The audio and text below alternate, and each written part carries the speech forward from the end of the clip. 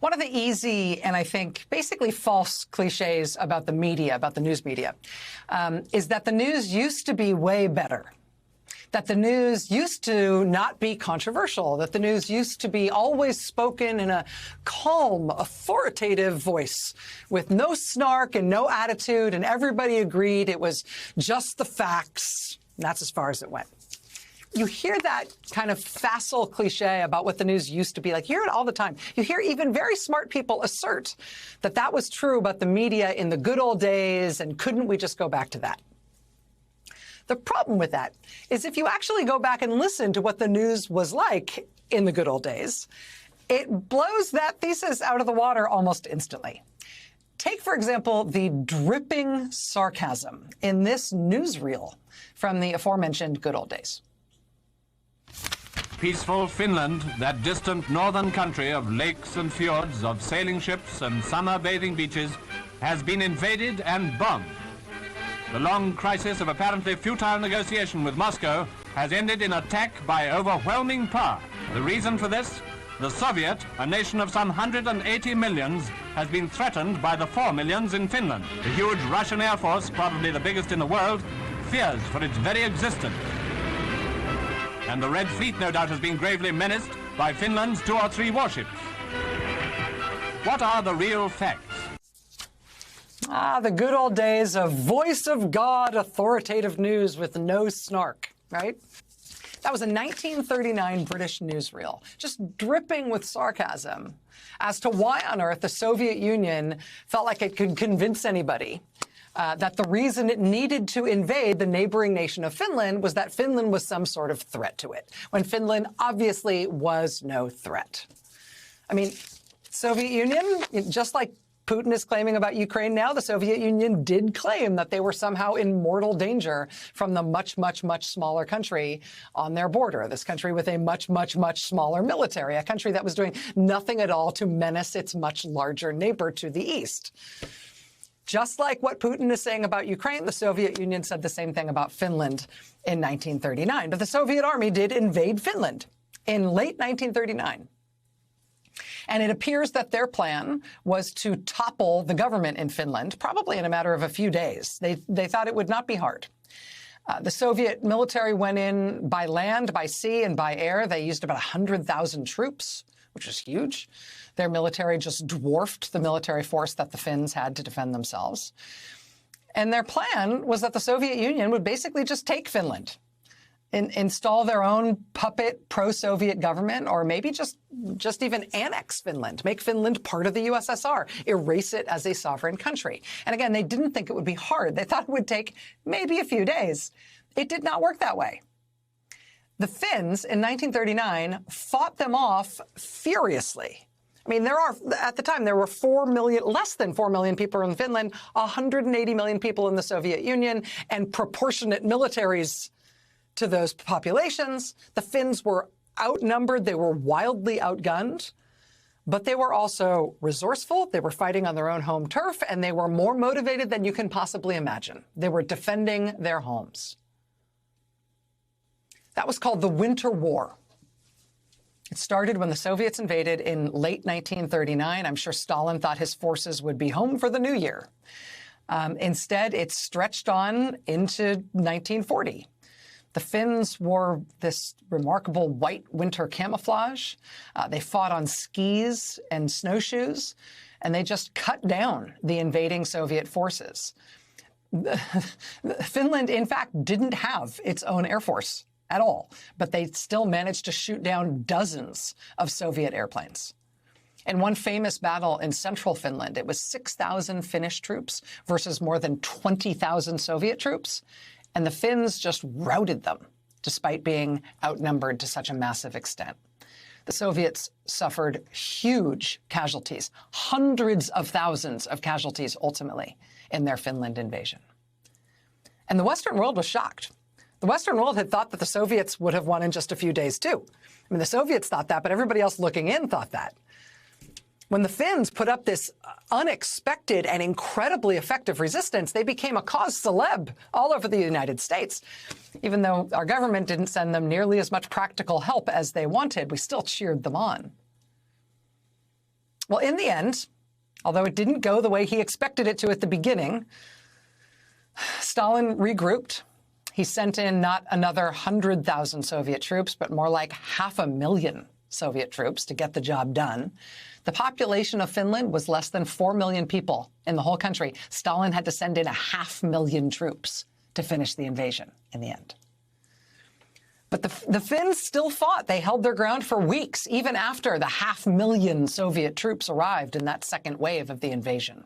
The Finns were able to hold on ultimately for more than 100 days. And in the end, it did end. The Finnish government was not toppled. They negotiated a peace with the Soviets. And the negotiated settlement was bad for Finland, but it was nowhere near as bad as what Stalin had intended for when he invaded in the first place and just thought he'd run roughshod over the place.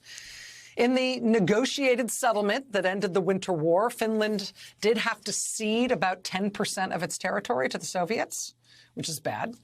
But they stayed Finland. They kept their independence as a nation. They kept their sovereignty. They kept their way of government. They even got to keep their army. They got to stay who they are. And they also never forgot it.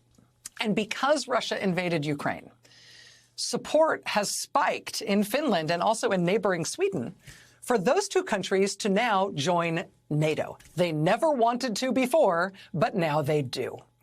One of the million different contradictory justifications Putin's given for why he needed to invade Ukraine, one that you often hear parroted by people in this country apologizing for Putin, is this idea that Putin felt cramped by NATO, that too many countries to the west of Russia had joined NATO.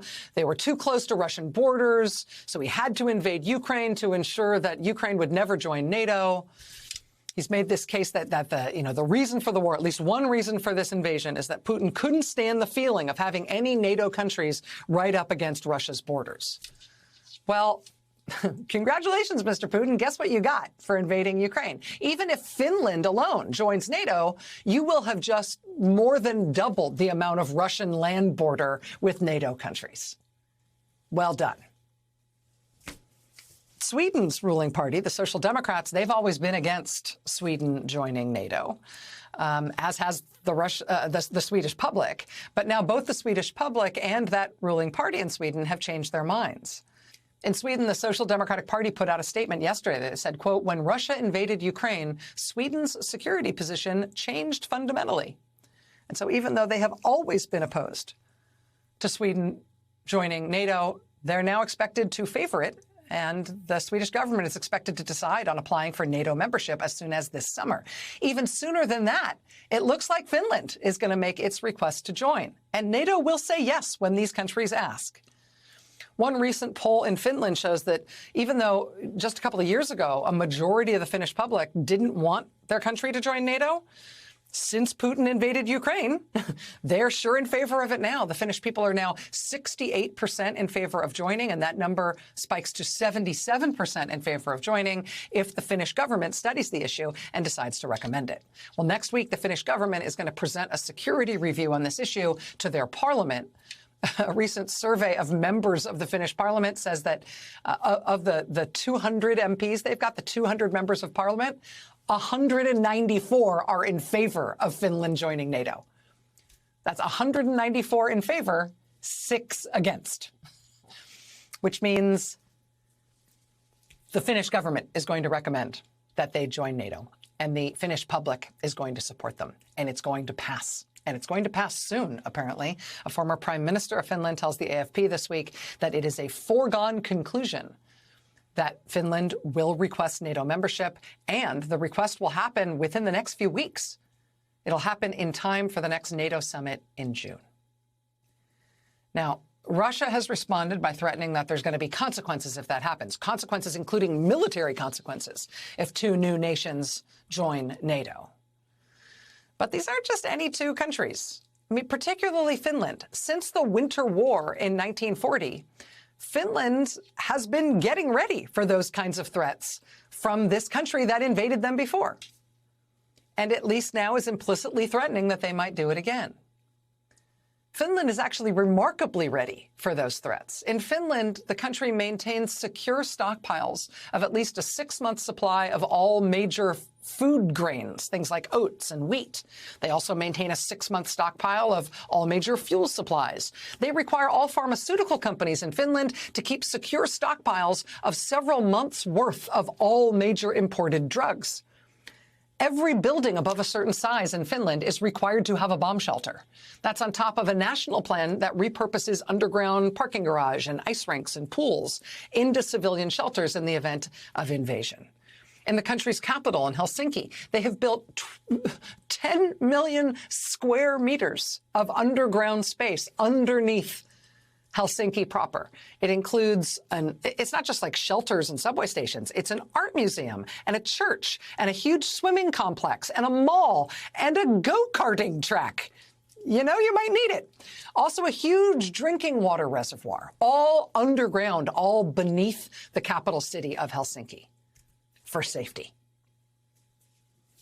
One former defense minister in Finland telling the Financial Times this week how, quote, detailed planning is in place for how to handle an invasion, including the deployment of fighter jets to remote roads around the country, the laying of mines in key shipping lanes, the preparation of land defenses such as blowing up bridges.